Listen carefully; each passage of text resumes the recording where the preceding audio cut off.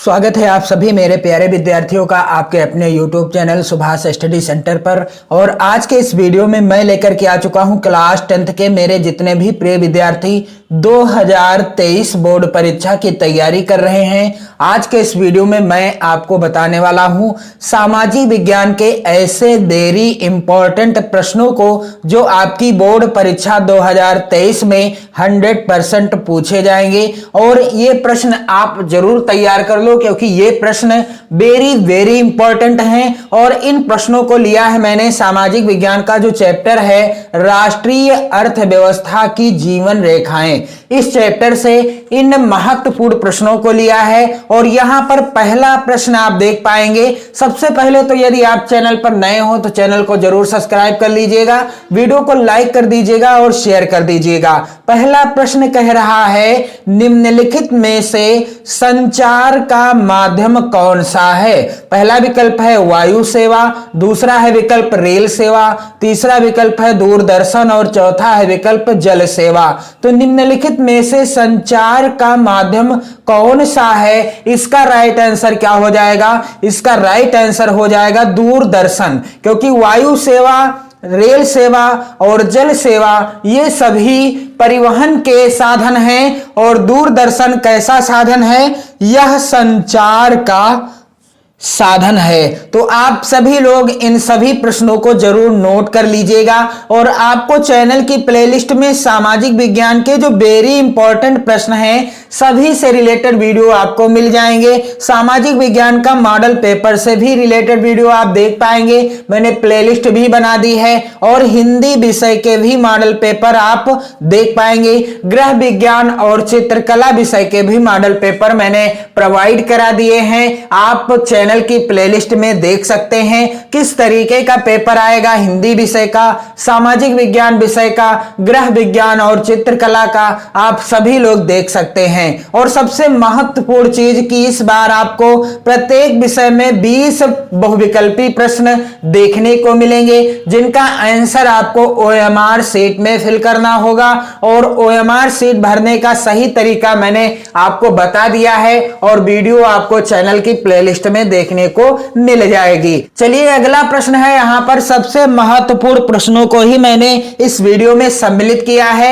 और प्रश्न कह रहा है कि भारतीय निर्यात व्यापार की वस्तु है। यहां पर पहला विकल्प है मशीनरी, दूसरा विकल्प है चाय, तीसरा विकल्प है उर्वरक और चौथा विकल्प है खनिज तेल। तो प्रश्न के कहने का तात्पर्य है कि भारतीय निर्यात व्यापार की वस्तु है, यानी दिए गए विकल्पों में से भारत किसका निर्यात करता है, किसे विदेशों में बेचता है। तो इसका राइट आंसर क्या हो जाएगा? चाय। भारत चाय का निर्यात विदेशों में भी करता है। तो यहां पर राइट आंसर क्या है? चाय हो जाएगा।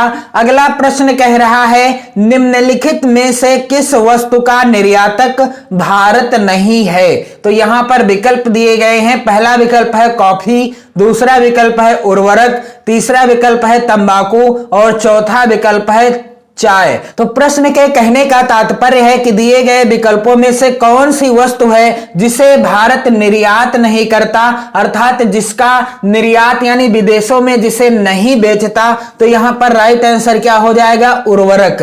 कॉफी भी निर्यात करता है, तंबाकू का भी भारत निर्यात करता है, चाय का भी निर्यात करता है, लेकिन जो उर्वरक है इसका निर्यातक भारत नहीं है। तो राइट आंसर क्या हो जाएगा? यहां पर उर्वरक हो जाएगा। अगला प्रश्न कह रहा है निम्नलिखित में से कौन सा पत्तन देश के पूर्वी तट पर स्थित है। वेरी इंपॉर्टेंट प्रश्न है, आप इस प्रश्न को जरूर तैयार कर लीजिएगा। मोस्ट इंपॉर्टेंट प्रश्न है। पहला विकल्प दिया गया है कांडला, दूसरा विकल्प है कोच्चि, तीसरा विकल्प है मुंबई और चौथा विकल्प है विशाखापत्तनम। तो निम्नलिखित में से कौन सा पत्तन देश के पूर्वी तट पर स्थित है? इसका राइट आंसर क्या हो जाएगा? विशाखापत्तनम। यह पत्तन या बंदरगाह देश के पूर्वी तट पर स्थित है। अगला प्रश्न कह रहा है विदेशी व्यापार किनके मध्य होता है? वेरी वेरी इंपॉर्टेंट प्रश्न है और यह आपकी बोर्ड परीक्षा 2023 के लिए भी सबसे महत्वपूर्ण प्रश्न है। पहला विकल्प है दो देशों के मध्य, दूसरा विकल्प है दो प्रदेशों के मध्य, तीसरा विकल्प है दो नगरों के मध्य और चौथा है दो गांवों के मध्य। तो विदेशी व्यापार किनके मध्य होता है यानी किनके बीच होता है? तो जब एक देश अपनी वस्तु को दूसरे देश को बेचता है या दूसरे देश से वस्तु का आदान प्रदान करता है, वस्तुओं का आदान प्रदान करता है, तो वह कहलाता है विदेशी व्यापार। यानी एक देश जब दूसरे देश से अपनी या उसकी वस्तुओं का आदान प्रदान करता है तो इस बीच होने वाला व्यापार क्या कहलाता है? विदेशी व्यापार कहलाता है। और इसे क्या कहते हैं यानी विदेशी व्यापार किनके मध्य होता है? दो देशों के मध्य होता है। यहां पर पहला विकल्प सही हो जाएगा। अगला प्रश्न है पश्चिमी रेलवे का मुख्यालय स्थित है, कहां स्थित है? पहला विकल्प है दिल्ली में, दूसरा विकल्प है कोलकाता में, तीसरा विकल्प है मुंबई में और चौथा विकल्प है अमृतसर में। तो पश्चिमी रेलवे का मुख्यालय कहां स्थित है? इसका राइट आंसर हो जाएगा मुंबई में। पश्चिमी रेलवे का मुख्यालय कहां स्थित है? मुंबई में स्थित है। अगला प्रश्न वेरी इंपॉर्टेंट है आपकी बोर्ड परीक्षा 2023 के लिए। प्रश्न कह रहा है भारत में वायु परिवहन का राष्ट्रीयकरण कब किया गया? पहला विकल्प 1950 में, दूसरा है 1953 में, तीसरा है 1960 में और चौथा क्या है? 1998 में। तो इसका राइट आंसर क्या हो जाएगा कि भारत में वायु परिवहन का राष्ट्रीयकरण कब किया गया? 1953 में किया गया। यहां पर दूसरा वाला विकल्प सही हो जाएगा। इसके बाद अगला प्रश्न कह रहा है निम्नलिखित में से परिवहन का कौन सा साधन अति दुर्गम स्थानों के लिए अत्यंत आवश्यक है? यहां पर पहला विकल्प है जल परिवहन, दूसरा विकल्प है वायु परिवहन, तीसरा विकल्प है रेल परिवहन और चौथा है स्थल परिवहन। तो मेरे प्यारे विद्यार्थियों इस प्रश्न का आंसर आप कमेंट करके बताएं, क्योंकि इस प्रश्न को मैंने कई वीडियोस के माध्यम से आपको आंसर बता रखा है। मैंने आप सभी को इस प्रश्न का उत्तर ऑलरेडी बता रखा है, बता दिया भी है। आप इस प्रश्न का आंसर जरूर बताएं। और अगला प्रश्न है यहां पर भारतीय निर्यात की किन्हीं चार वस्तुओं के नाम लिखिए। तो यहां पर मैंने सिर्फ मोस्ट इंपॉर्टेंट प्रश्नों को ही लिया है जो आपकी बोर्ड परीक्षा 2023 के लिए सबसे ज्यादा महत्वपूर्ण हैं। तो मेरे प्यारे विद्यार्थियों आप इस वीडियो को शेयर जरूर कर दीजिएगा अपने सभी प्यारे प्यारे मित्रों में। तो भारतीय निर्यात की किन्हीं चार वस्तुओं के नाम कौन कौन से हैं यानी भारत कौन कौन सी चार वस्तुओं का निर्यात करता है यानी दूसरे देशों को बेचता है? तो यहां पर चाय हो जाएगा, जूट का तैयार माल और तीसरा है यहां पर आप ध्यान दीजिएगा सूती वस्त्र, यहां पर सूती वस्त्र और चौथा है कहवा और काजू। तो चार चीजों का निर्यात भारत करता है, चाय का, जूट का तैयार माल और सूती वस्त्रों का निर्यात करता है, कहवा और काजू का भी निर्यात भारत करता है। अगला प्रश्न कह रहा है भारत के आयात की चार वस्तुओं के नाम लिखिए। भारत चार वस्तुओं का आयात भी करता है यानी दूसरे देशों से खरीदता है। तो कौन कौन सी वस्तुएं हैं? पहला है विकल्प खनिज तेल, दूसरा है मशीनें तथा उपकरण, तीसरा है ऊन और चौथा है कागज। तो यहां पर आपको मैंने बता दिया कि भारत के द्वारा आयात की जाने वाली चार वस्तुएं कौन कौन सी हैं। खनिज तेल का आयात करता है, मशीनें तथा उपकरण का भी आयात करता है, ऊन का आयात करता है और कागज का भी आयात करता है। अगला वेरी वेरी इंपॉर्टेंट प्रश्न कह रहा है विदेशी व्यापार से क्या तात्पर्य है? विदेशी व्यापार क्या होता है? दो या दो देशों से अधिक, दो या दो देशों से अधिक देशों के बीच होने वाला आयात निर्यात व्यापार क्या कहलाता है? विदेशी व्यापार कहलाता है। जब दो या दो से अधिक देशों के बीच होने वाला आयात निर्यात का व्यापार होता है और इसी व्यापार को क्या कहते हैं? विदेशी व्यापार कहते हैं।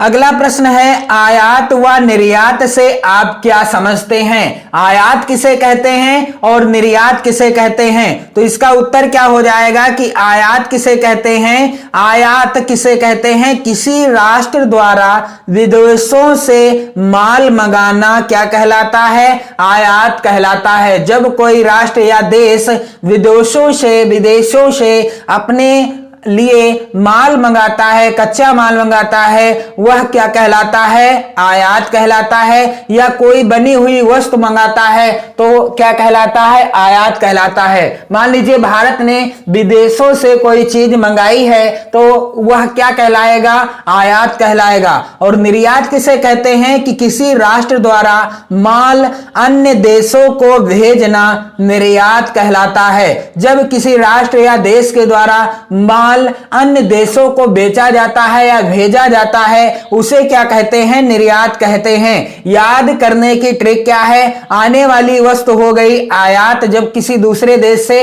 अपने देश में वस्तु का आयात किया जाता है यानी मंगाया जाता है तो उसे आयात कहते हैं। और जाने वाली वस्तु यानी अपने देश से दूसरे देश को वस्तुओं को बेचना या भेजना क्या कहलाता है? निर्यात कहलाता है। तो मेरे प्यारे विद्यार्थियों, इस चैप्टर के जितने भी महत्वपूर्ण प्रश्न आपकी बोर्ड परीक्षा के लिए महत्वपूर्ण हैं, मैंने उन्हीं प्रश्नों को ही लिया है, क्योंकि अब आपके पास समय बचा है मात्र 2 महीने का। जी हाँ, दिसंबर आज 2 दिसंबर है। आज कितना है? आज दिनांक है 2 दिसंबर है। और अब आपको अच्छे से तैयारी करनी है। प्रत्येक विषय को महत्व देना है। आपको सभी विषयों को महत्व देना है। सभी विषयों में आपको ध्यान देना है, क्योंकि आपको सभी विषयों की तैयारी करनी है मात्र 2 महीनों में। तो अब आपको अच्छे से तैयारी करना है बोर्ड परीक्षा 2023 के लिए। अब आपको आलस नहीं करना है। अगला प्रश्न इसी क्रम में आप देख पा रहे हैं, भारत के आयात की 4 प्रमुख मद लिखिए। भारत के आयात की 4 प्रमुख मद कौन कौन सी हैं? यानी किसका आयात भारत करता है? खनिज तेल का आयात करता है, मशीनें तथा उपकरण का आयात करता है, कागज तथा कागज की लुगदी का भी आयात करता है, और लोहा तथा इस्पात का भी आयात करता है। और इसके बाद अगला प्रश्न वेरी इंपॉर्टेंट है। प्रश्न कह रहा है कि भारत के निर्यात के 4 मद लिखिए। तो भारत किसका निर्यात करता है? चाय का निर्यात करता है, और सूती वस्त्रों का निर्यात करता है, जूट का तैयार सामान का भी निर्यात करता है, तंबाकू का भी निर्यात करता है। तो इन दोनों प्रश्नों को आप जरूर तैयार कर लेना, क्योंकि यहां से प्रश्न आपकी बोर्ड परीक्षा में जरूर आएंगे। हो सकता है बहुविकल्पी प्रश्न के रूप में आ जाए।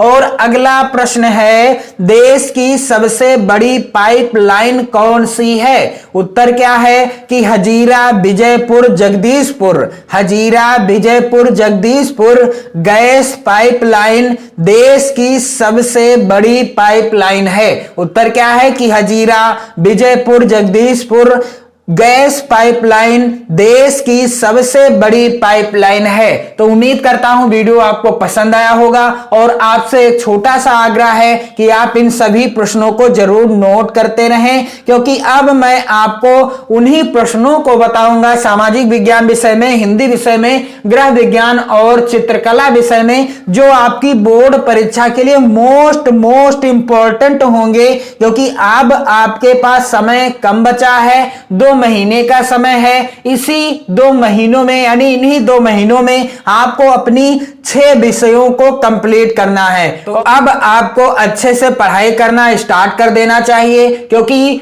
अब आप यदि पढ़ाई करना स्टार्ट नहीं करेंगे तो आप बोर्ड परीक्षा में अच्छा स्कोर कैसे कर पाएंगे। तो इसलिए निवेदन है मैं आप सभी से करता हूं कि आप अभी से अपनी बोर्ड परीक्षा की तैयारी करना स्टार्ट कर दें। लगन से लग जाइए, मन से लग जाइए, तन मन धन से लग जाइए। पढ़ते रहिए, मस्त रहिए, स्वस्थ रहिए। वीडियो को जरूर शेयर करते रहिए। जय हिंद।